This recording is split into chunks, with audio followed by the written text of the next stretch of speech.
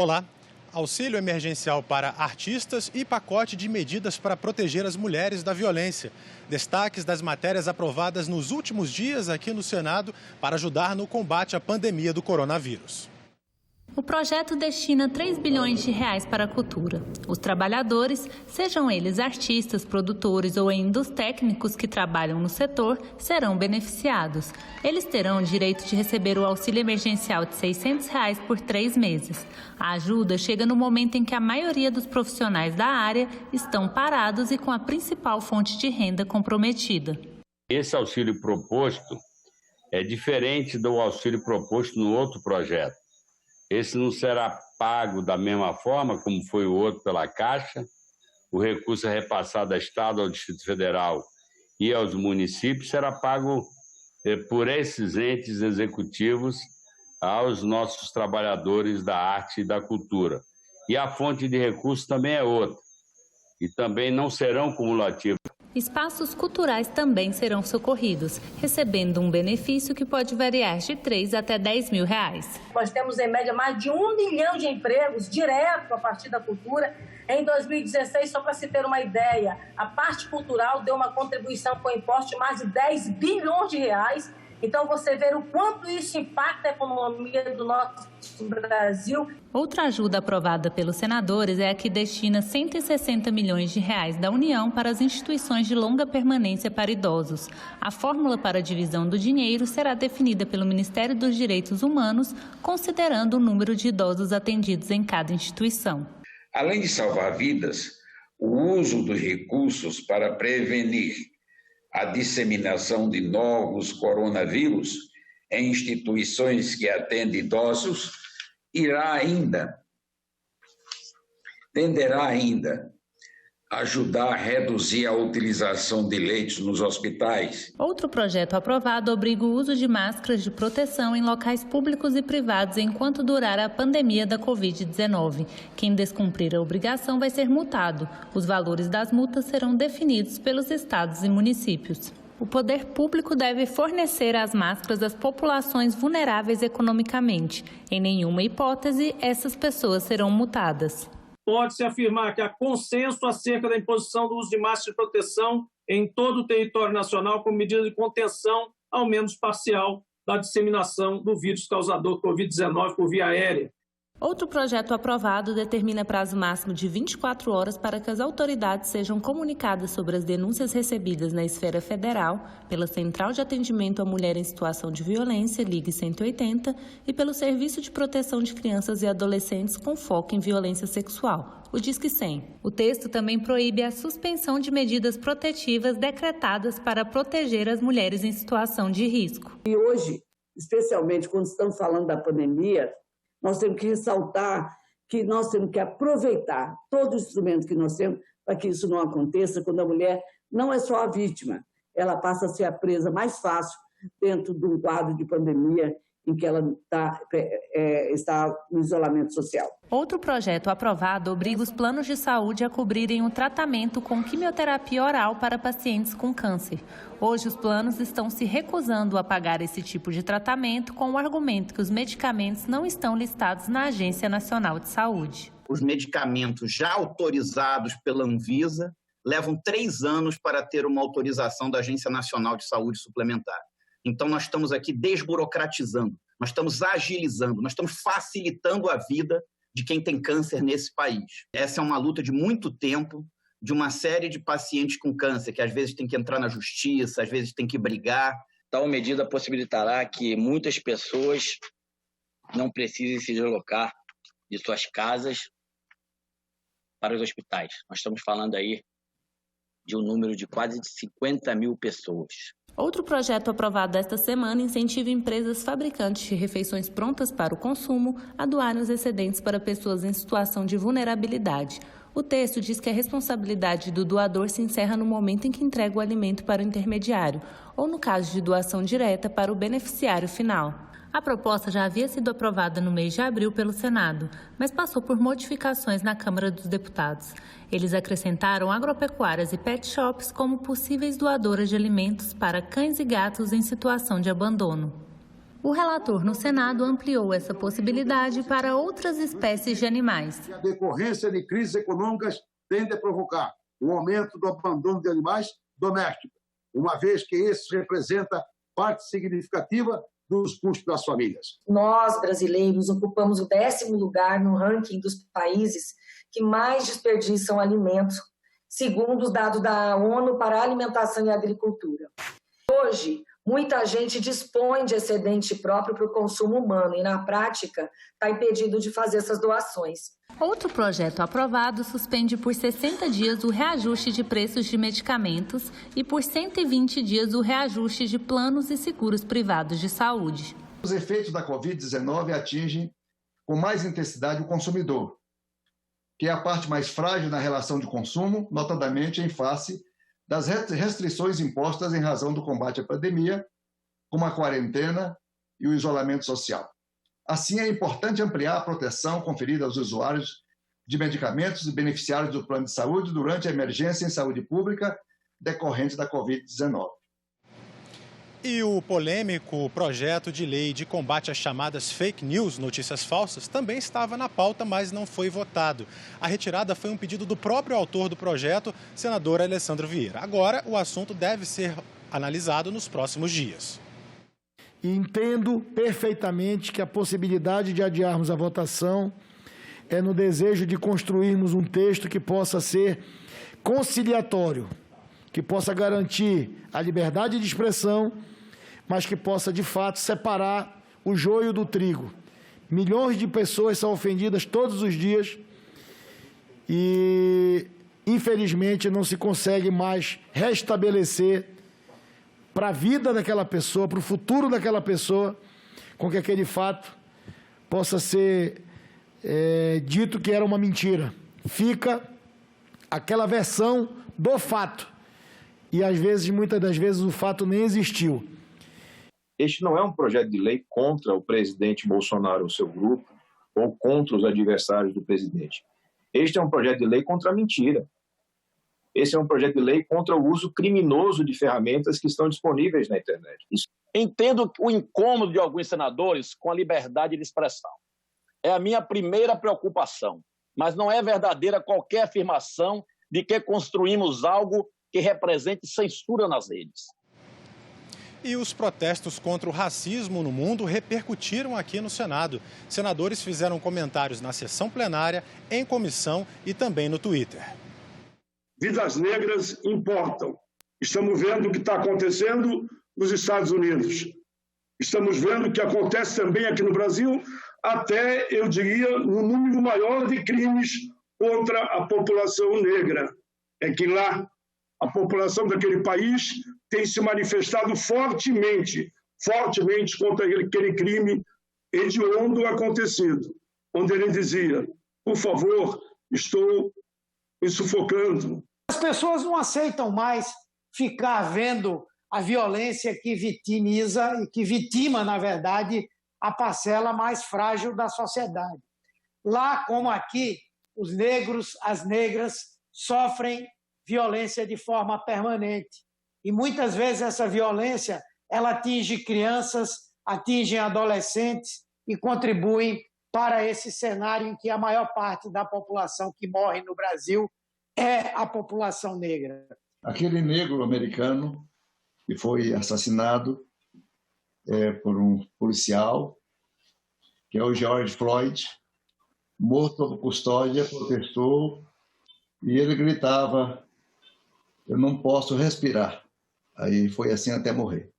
Então, uma homenagem a ele, aos negros americanos, aos negros brasileiros, né? Aos negros do mundo, aos negros que foram escravos no Brasil por mais de 350 anos, a minha sincera homenagem em nome de George Floyd.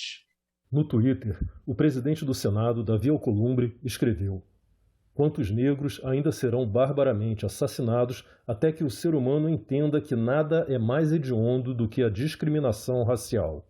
Ele ressaltou o preconceito contra seus antepassados judeus. Álvaro Dias destacou a violência dos protestos em Paris, dizendo que os manifestantes promoveram vandalismo. Fabiano Contarato ressaltou o racismo no Brasil e citou notícias sobre ofensas ao movimento negro feitas pelo presidente da Fundação Palmares, Sérgio Camargo. Elisiane Gama também repudiou as palavras do presidente da Fundação Palmares, que qualificou o movimento negro como escória maldita. Randolfo Rodrigues foi outro que criticou o presidente da Fundação Palmares e acrescentou que apresentou um projeto para aumentar as penas para os crimes de racismo e injúria racial. Eduardo Braga retuitou imagem do seu partido sobre o movimento Blackout Tuesday, que tomou conta das redes sociais ontem com imagens negras. Rogério Carvalho também aderiu ao movimento Blackout Tuesday, assim como Rose de Freitas, que escreveu Basta de violência contra os negros. Maílza Gomes escreveu ser contra qualquer tipo de violência, não importa a cor. Paulo Rocha postou uma foto segurando o cartaz Vidas Negras Importam. Teomário Mota frisou que racismo é crime. E veneziano Vital do Rego postou a mensagem Show Racismo. E aumenta o índice de índios contaminados pela Covid-19 após a disseminação da doença na Amazônia. Um plano emergencial foi aprovado na Câmara para tentar proteger as comunidades indígenas, as quilombolas e os povos tradicionais. A matéria agora vai ser votada aqui no Senado.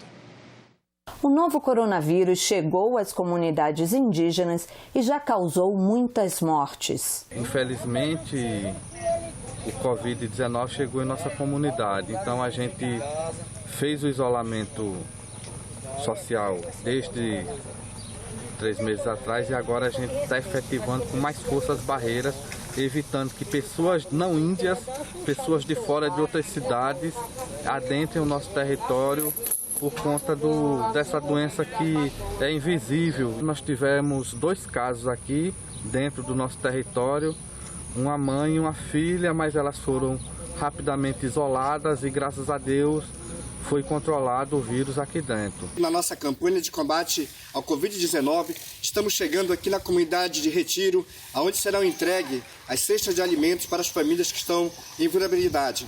Como também vamos estar entregando máscara para as famílias que aqui habitam. De fato, nós na Tapajós do Arapinho já temos casos confirmados, tanto nas comunidades tradicionais como nas nossas aldeias indígenas. E, de fato, não teve um plano emergencial para o povo da floresta. É difícil saber com precisão a quantidade de indígenas falecidos por Covid-19, porque os números do Ministério da Saúde são diferentes dos apresentados pela APIB, a Articulação dos Povos Indígenas do Brasil. No dia 2 de junho, por exemplo, enquanto a SESAI, Secretaria Especial de Saúde Indígena, falava de 59 mortes, a APIB registrava 182, 3 vezes mais. A maioria dos óbitos, 111, no estado do Amazonas. Muitos dos que morrem nas cidades não estão sendo identificados como indígenas. O poder público tem que assumir um atendimento igualitário, independente de onde o indígena esteja ou viva, porque o fato de ele estar na cidade, ele não vai deixar de ser indígena, né? Então, é importante ter esse atendimento, né? E essa notificação. E a gente está fazendo esse registro enquanto movimento indígena, enquanto APIB, exatamente para evitar que daqui a 30 anos, né, apareça os desaparecidos pela Covid-19. Assim como o relatório Figueiredo e a Comissão da Verdade descobriu os 8.400 indígenas mortos, desaparecidos na ditadura militar. A contaminação de indígenas tem ocorrido de várias formas. Nas cidades, onde muitos trabalham, fazem compras ou vão em busca do auxílio emergencial de R$ 600, e nas aldeias, pela presença de funcionários do governo e também de madeireiros e garimpeiros ilegais. O processo de extração e transporte de ouro e madeira resulta em grande movimentação de pessoas e veículos pelos territórios indígenas. Enfrentar a pandemia do novo coronavírus nos territórios indígenas, quilombolas e de outros povos tradicionais é o objetivo de um projeto que está para ser votado no Senado. Ele já foi aprovado na Câmara dos Deputados e trata de várias medidas. Ele torna obrigatória a notificação por raça e cor de qualquer pessoa contaminada com o Covid-19, o que deve ajudar o governo a planejar as suas ações. Ele estabelece um plano emergencial, com restrição de acesso aos territórios, oferta de medicamentos, testes rápidos e cestas básicas de alimento e a construção de casas de campanha nas comunidades para isolar os contaminados. Ele vai fortalecer esse atendimento a esses grupos que são vulneráveis historicamente, socialmente. É importante que haja também essa notificação dos casos de contaminação, dos óbitos, porque é preciso trabalhar em cima desses dados para conter a contaminação, inclusive para programar e planejar ações por parte do governo. É muito importante aprovar o PL 1142 que veio da Câmara. É preciso termos um controle rigoroso para impedir o avanço do Covid-19 nas comunidades indígenas e quilombolas.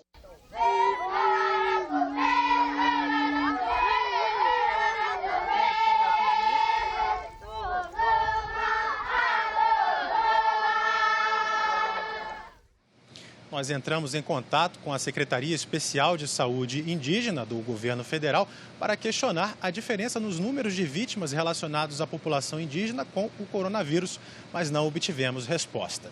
Dia 5 de junho foi o Dia Mundial do Meio Ambiente. E nesse final de semana tem programa especial aqui na TV Senado, é o Eco Senado. Vamos ver agora, na coluna Eco, os destaques da programação que vai ser exibida. A região do Alto Solimões, no Amazonas, na tríplice fronteira entre Brasil, Colômbia e Peru, concentra a maior incidência de Covid-19 entre os índios. Nós conversamos com a procuradora da República no município de Tabatinga, Aline Moraes Martinez dos Santos, que nos explica por que essa população é tão vulnerável. Os indígenas têm o hábito de transitar entre as aldeias próximas e até nos países vizinhos. O convívio entre os membros da comunidade também costuma ser mais intenso. Rituais reúnem várias pessoas, famílias inteiras dividem a mesma casa e até o mesmo cômodo. As idas e vindas das cidades também são comuns, principalmente para estudar, trabalhar, acessar serviços de assistência e saúde. Mais de 46% dos testes positivos e quase metade das mortes estão no Alto Solimões. Isso sem contar a subnotificação, porque na contagem das lideranças indígenas, esse número é 4 vezes maior. No quadro Ideias Verdes, você vai ver pesquisas e inovações tecnológicas que poderão ser importantes para o combate a pandemias como essa do coronavírus. Um pesquisador da Universidade Católica de Brasília está usando venenos de serpente e de vespa para abrir uma nova frente de batalha contra a Covid-19. Otávio Luiz Franco cria os chamados de peptídeos bioinspirados, biomoléculas formadas pela ligação de 2 ou mais aminoácidos. Elas podem ser usadas no combate a doenças infecciosas, inibindo a absorção e até mesmo a duplicação do vírus em nosso organismo. A pesquisa, patrocinada pela CAPES, ainda está em fase inicial. O programa Eco Senado vai ao ar no sábado e no domingo, às 9 da manhã e às 4 da tarde. E essa foi a coluna Momento Eco de hoje. Tchau, até a próxima. E recentemente, o Senado aprovou um projeto para auxiliar estados e municípios a combater a pandemia do coronavírus. E o Instituto Data Senado foi ouvir a opinião dos brasileiros sobre essa e outras medidas que estão sendo tomadas aqui no Senado Federal. Estados e municípios que aceitaram a ajuda financeira da União tiveram de se comprometer a não aumentar o salário dos servidores públicos até 2022. Quase 60% da população não sabia dessa condição. O programa suspende a cobrança de 65 bilhões de reais em dívidas e repassa mais 60 bilhões para os governos locais aplicarem em ações de enfrentamento à pandemia. A maioria das pessoas acredita que alguns profissionais deveriam ficar de fora do congelamento dos salários. É o caso de professores, profissionais de saúde e de segurança pública. Os dados foram revelados por pesquisa do Data Senado. 91% dos entrevistados acreditam que profissionais de saúde não podem ficar sem aumento. 69% contra o congelamento do salário dos professores das redes públicas e 66% contra o congelamento dos profissionais da segurança pública. O projeto do auxílio emergencial até deixava esses profissionais fora da regra que impede o reajuste até 2022, mas o presidente vetou esse trecho da lei. Vetado ou não vetado, estando no artigo, no texto ou não, não teríamos condições de atender de maneira nenhuma reajuste a servidores. Cada um tem que dar a sua parcela de contribuição. Eu acho fundamental o setor privado dar dando a sua parcela, milhões de desempregados, e o setor público também. Em vez de reduzirmos o salário, optamos pelo caminho de segurarmos por 18 meses qualquer tipo de reajuste, que seria impossível conceder nesse período. O Data Senado é a unidade do Senado que faz pesquisas sobre temas que estão sendo debatidos e votados pela Casa. Desde o início da pandemia, já foram 4 estudos sobre o tema. O Data Senado aplica pesquisas de opinião por telefone e os resultados dessas pesquisas são encaminhados para os parlamentares para auxiliar nas votações. Dos resultados, chama a atenção a aprovação da grande maioria dos brasileiros para o auxílio financeiro que o Senado aprovou na direção de estados e municípios. Também a grande maioria, 78% dos brasileiros, concordaram com a contrapartida que os estados e municípios têm que dar para receber esse auxílio financeiro. A contrapartida é a proibição de conceder aumento ou qualquer outro tipo de reajuste para servidores públicos. Também ficam proibidos de ter reajustes os vereadores, os deputados e os próprios senadores. Pela pesquisa, quase 80% da população sabe da aprovação do auxílio a estados e municípios e 45% acredita que a ajuda é importante no combate à pandemia. A pesquisa também mostra que a maioria da população ainda tem medo de frequentar lugares públicos. O transporte público é o lugar que os brasileiros acreditam que o risco de pegar a Covid-19 é maior. Em segundo lugar, ficam escolas e faculdades e, logo em seguida, as academias. E essa edição termina aqui. Você pode rever as reportagens que mostramos na nossa página na internet. Acesse senado.leg.br/TV. Muito obrigado pela sua audiência e continue assistindo à TV Senado.